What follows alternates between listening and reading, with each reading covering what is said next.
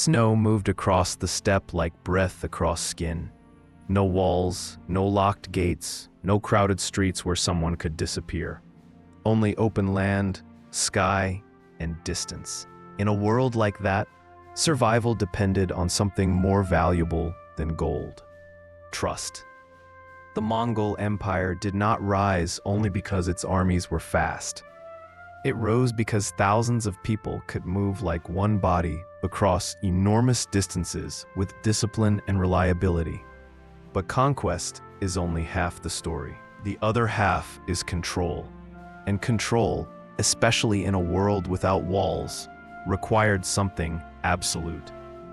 Loyalty was not merely a virtue. It was the structure that kept everyone alive.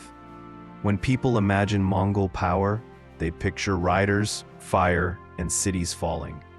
They picture thunderous hooves and a horizon filled with dust. What they mention less is the quiet system that kept the empire stable long after the first victories. The Mongols understood that an empire cannot live in constant chaos. It needs order. It needs supply routes. It needs obedience. And when obedience is the foundation of survival, betrayal becomes the most dangerous crime of all. Not simply because it insults a ruler, but because it threatens the safety of everyone attached to the network. A single act of disloyalty could expose a camp, reveal a route, collapse an alliance, or turn victory into disaster. That is why betrayal was treated like poison. Poison is not negotiated with. Poison is removed. The steppe taught that lesson early. Life there demanded cooperation, not comfort. Winter could kill as efficiently as an enemy army. A storm could turn a migration into a catastrophe. A shortage of fodder could break a herd, and a broken herd could break a family. In such conditions, trust was not sentimental. It was practical. If someone said the river was safe to cross, you followed because you had to. If someone said the enemy was 2 days away, you prepared because you had to. If someone said the supplies were stored in a certain place, you believed it because doubt could cost time, and time could cost lives. That is why betrayal struck deeper than violence. Violence was expected from outsiders. Betrayal came from within. This is where the Mongol Empire becomes more frightening and more impressive at the same time. It was built not only on fear and force, but on an ability to coordinate people through discipline. It created systems to keep armies supplied, messages delivered, and orders followed. It demanded loyalty not as a suggestion, but as an operating principle. And when loyalty is the operating principle, the punishment for betrayal is never designed to be merely painful. It is designed to be final. Much of what we know about Mongol law comes from later accounts, chronicles, and outside observers, and the details do not always agree. The famous term yasa is often used as if it were a single, clear written legal code, but history rarely offers that kind of simplicity. Some rules were likely customary, passed through leadership decisions and traditions rather than fixed texts. Some descriptions were shaped by the agendas of writers who feared Mongol power or admired Mongol efficiency. Even so, across a wide range of sources, one principle appears repeatedly. Mongol governance valued stability and discipline, often above individual protection. The rules existed to keep the machine moving. Punishment existed to prevent chaos.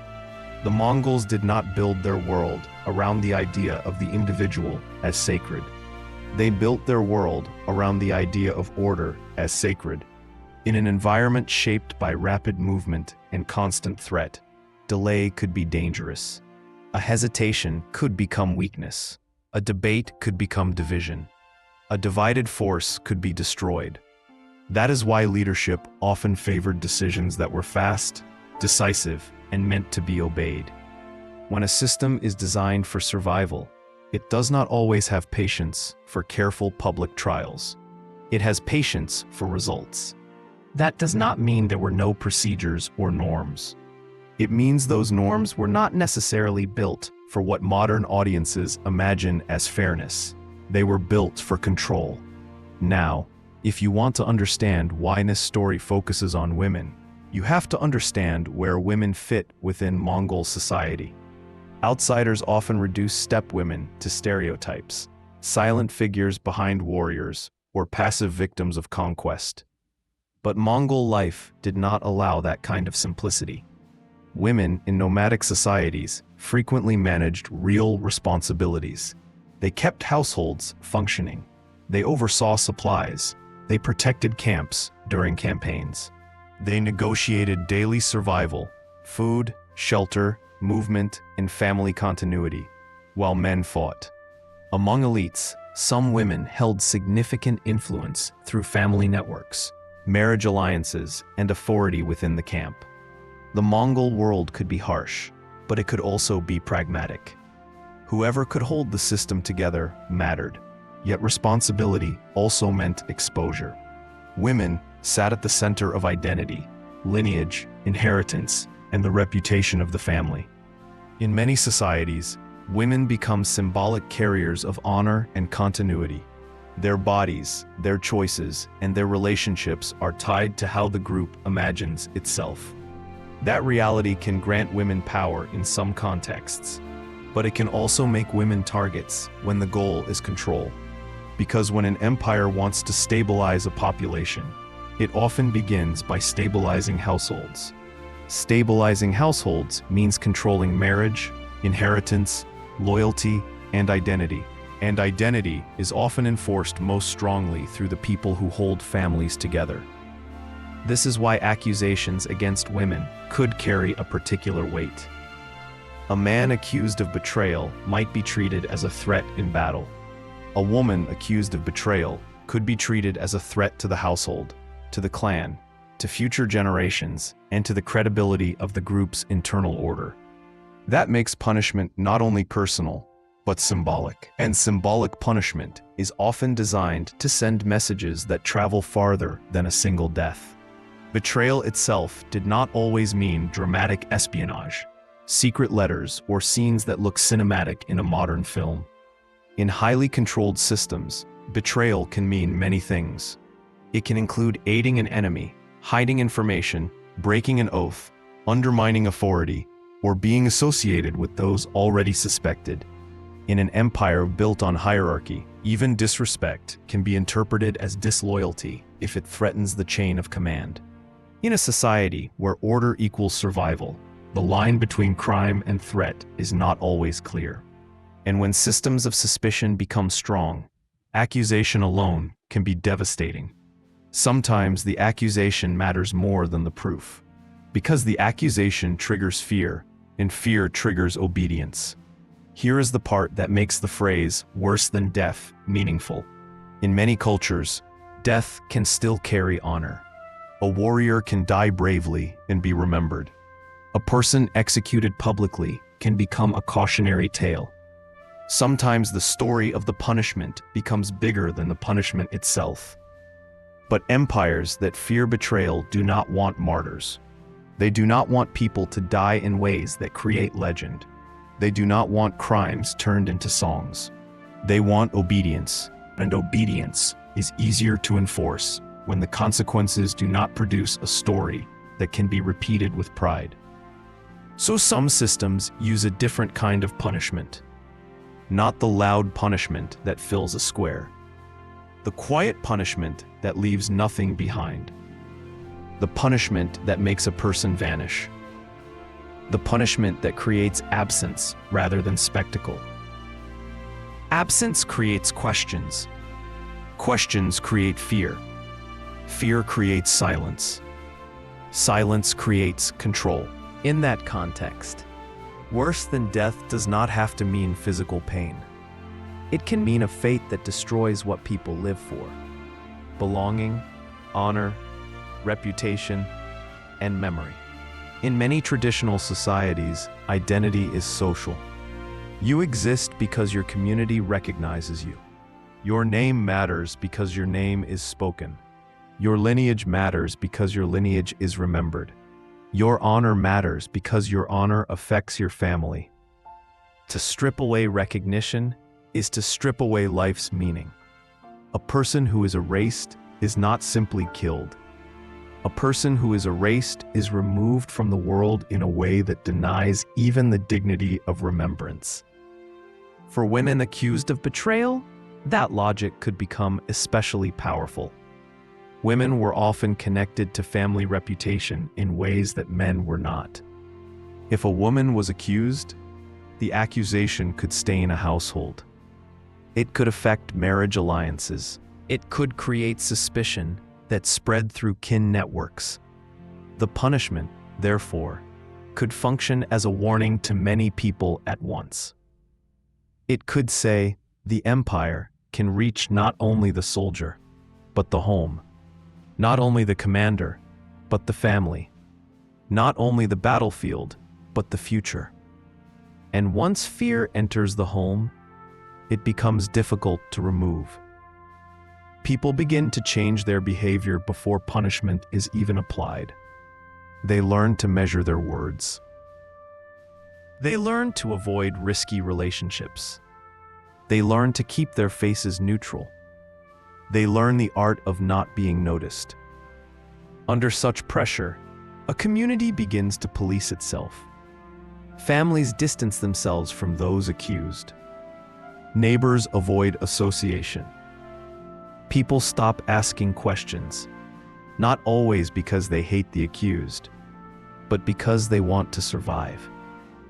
Fear teaches people to enforce silence on themselves and on one another. This is one of the most efficient forms of control. The empire no longer needs to watch everyone, because everyone watches everyone. The system becomes self-sustaining. A rumor becomes a warning. A disappearance becomes a lesson. A name that can no longer be spoken becomes a boundary line. When that happens, power does not need constant violence. It needs only the possibility of violence, and the community's belief that the possibility is real. That helps explain why so few personal stories survive. History often preserves the names of conquerors and commanders, the signers of treaties, the leaders who made decisions visible to the record. Ordinary women accused of disloyalty appear only in fragments, if they appear at all. In a world where erasure is part of punishment, absence can be intentional. Silence is not always an accident.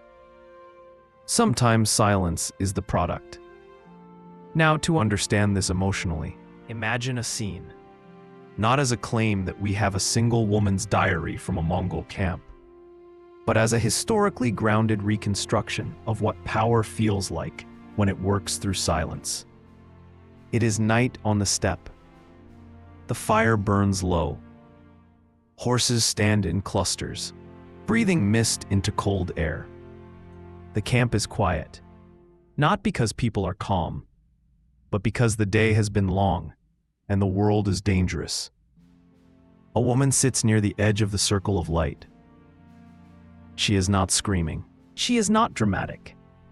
In systems of fear, drama is rare. Most fear is quiet. Most fear is the careful management of one's expression. Around her, people do not speak her name. Not because they hate her. Because names are risky. Names create association. Association creates danger. Conversations shift away. Eyes look down. Bodies angle away. The woman understands what is happening. She does not beg, because begging invites attention. She does not argue, because argument creates a story.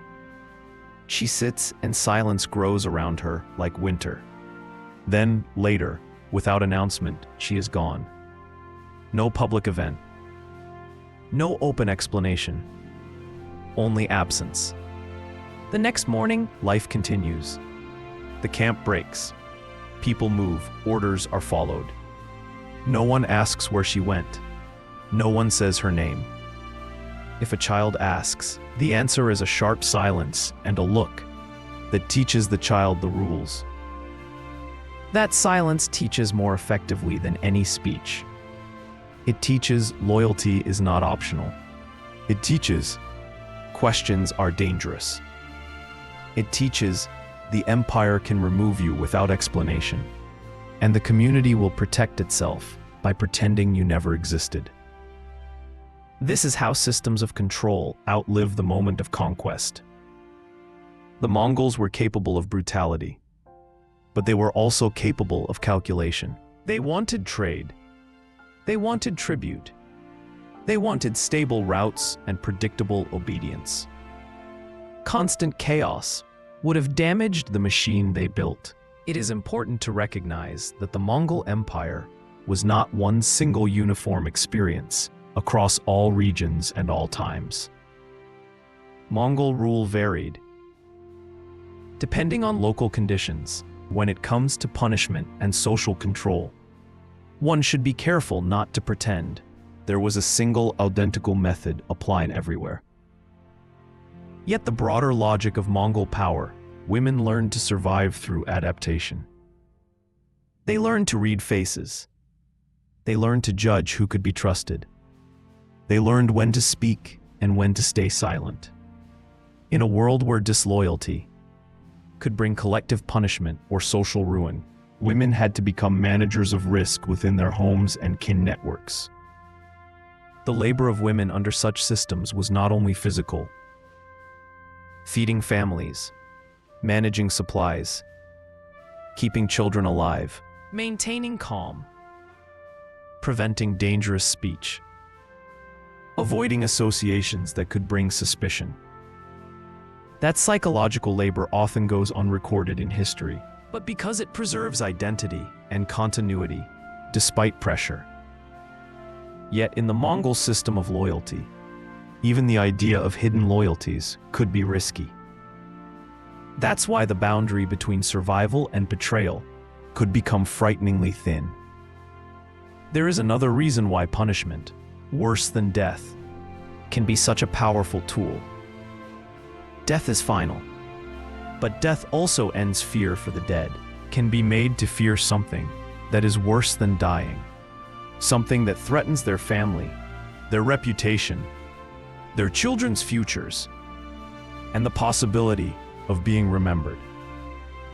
If a person believes that betrayal could lead not only to their own end, but to the ruin of their family's standing, they become less likely to take risks. When punishment targets identity, it targets the things people cling to most tightly. For women whose social roles were often deeply tied to family status, this could be especially controlling. If a woman is labeled disloyal, it can damage marriage prospects for her relatives. It can cause kin to distance themselves. It can create suspicion around children. That is why systems that punish women often do so with an eye toward social ripple effects.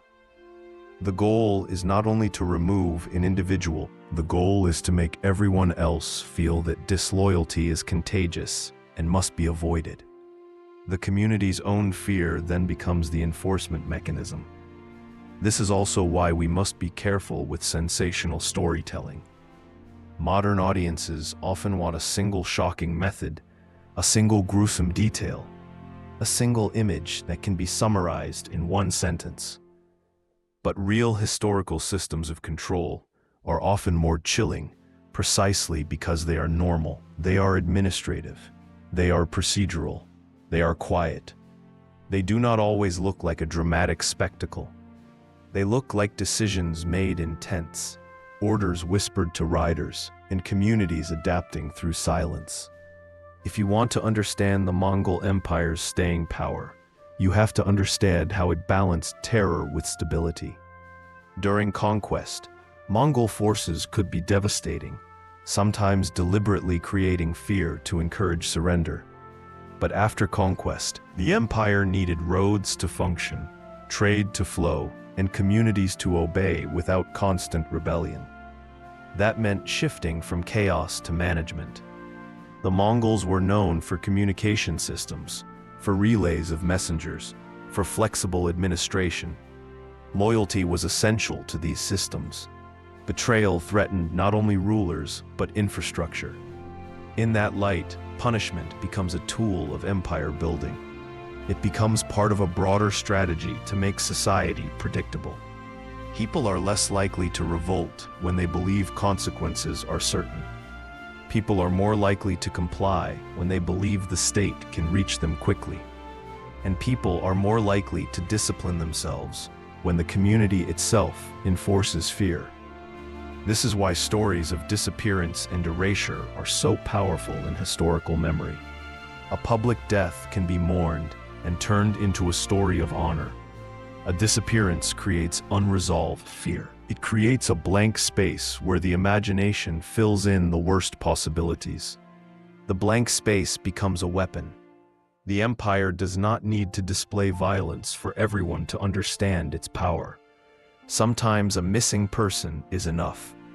Now imagine what that does to daily life. Imagine women who must raise children in a culture of careful speech. Imagine teaching a child what is safe to say, what is safe to ask, and what must never be spoken. Imagine managing grief without letting grief become dangerous. Imagine hiding fear so that fear does not attract attention. These are the unseen costs of living under systems built on absolute loyalty. It is also worth considering how gender shaped vulnerability. In many patriarchal or clan-based systems, women's public protection can depend on male relatives, but women also carry responsibilities that make them visible. If male relatives are away, a woman may become the face of the household. She may be the one who negotiates with authority. She may be the one who must manage relationships with officials, commanders, or neighboring groups. That visibility can be both empowering and dangerous. In a system where suspicion can be lethal, visibility is a risk.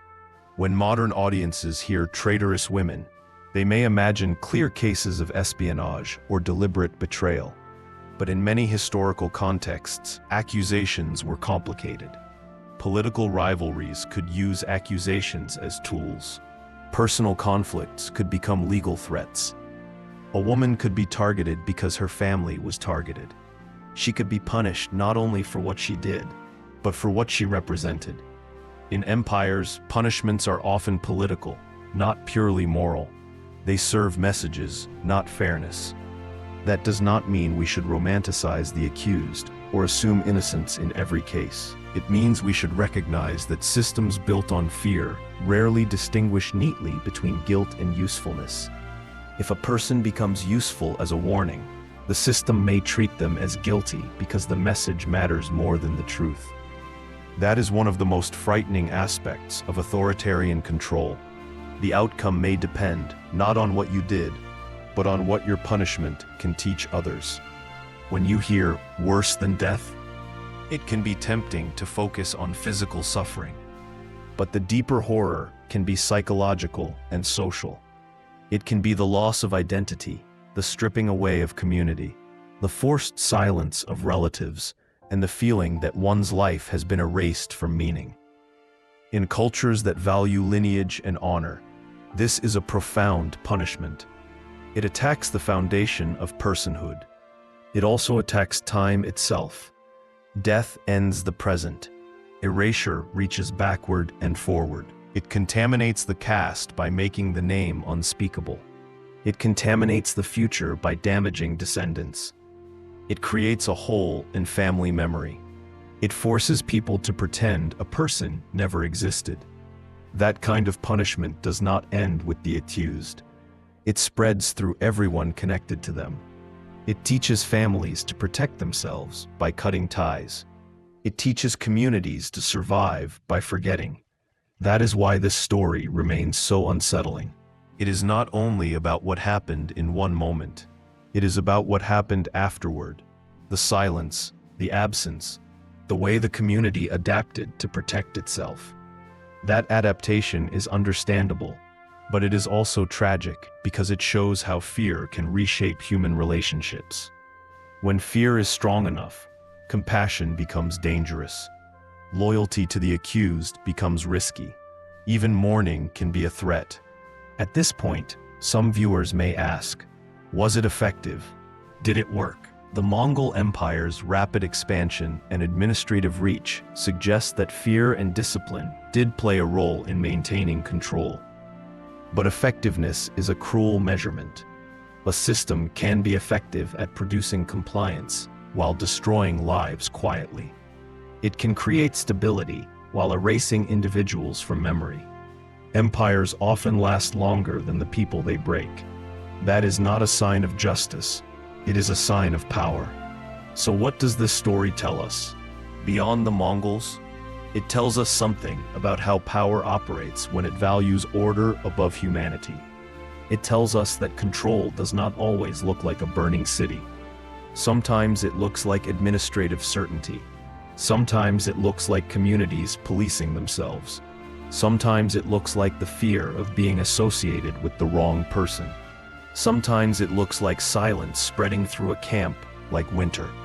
The Mongols did not invent these mechanisms. Many empires have used fear, erasure, and social punishment to enforce loyalty. But the Mongol context, the steppes demands, the empire's mobility, the emphasis on discipline, made loyalty especially central. It made betrayal especially terrifying, and it made punishment designed to erase especially effective. Imagine, again, the camp at night. The wind moves, the fire fades, the horses shift, people prepare for morning movement. Somewhere in that darkness, someone is missing. No one says a name. No one asks why. The camp continues because it must. The empire continues because it must. And the person who vanished becomes a lesson that survives precisely because it is not fully explained. Fear does not need detail. Fear needs only possibility. If you want to understand what it means to say worse than death, consider this. Death can be mourned. Death can be remembered. Death can become a story that comforts the living.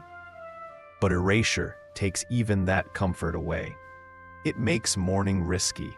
It makes remembrance dangerous. It turns a human life into a forbidden subject. It forces a family to protect itself by pretending the person never existed. That is a different kind of violence. A violence that works through silence and time. And this is why women's experiences under such systems deserve attention. Because women often carried the burden of memory. Women told stories to children. Women maintained family continuity. Women preserved identity through ritual, language, and daily habits. When a system punishes women through erasure and silence, it targets not only an individual, but the keeper of continuity. It targets the threads that hold a community's story together. That kind of control is strategic. It is designed to reach into the future. History rarely writes those women's names down. It records conquests, treaties, commanders, and kings. It records the dramatic moments that are visible on maps. But the quiet mechanisms of fear, especially those that shape women's lives, often remain in shadow. Yet it is in that shadow that empires truly maintain themselves, not only through armies, but through psychological control. Not only through violence, but through the fear of disappearance. So when we look back at the Mongol Empire, we should not see only the unstoppable riders. We should also see the invisible lines of loyalty that held the empire together. We should see the cost paid by people who could not afford disloyalty, or who were accused of it, or who simply stood too close to suspicion. We should see the community's silence as part of the system, not because the community was evil, but because fear can make ordinary people do extraordinary things to survive. This is not ancient cruelty for shock value. This is a warning about how power works. Power does not always demand that you love it. Sometimes power demands only that you fear the consequences of not obeying. And when the consequences include erasure, when the punishment is designed to remove you from memory, then obedience becomes more than a choice. It becomes the condition for remaining visible in the world. History remembers conquerors. It remembers the names of men who reshaped borders. It remembers the banners and the battles. But it rarely remembers the people who vanished quietly under systems of obedience. And when you hear a phrase like worse than death, you should understand what it can mean. Not only the ending of life, but the ending of story. The ending of belonging. The ending of remembrance. The transformation of a person into a silence that everyone learns to respect. Sometimes that silence was the true weapon. Sometimes that was the true punishment. And sometimes that was exactly the point.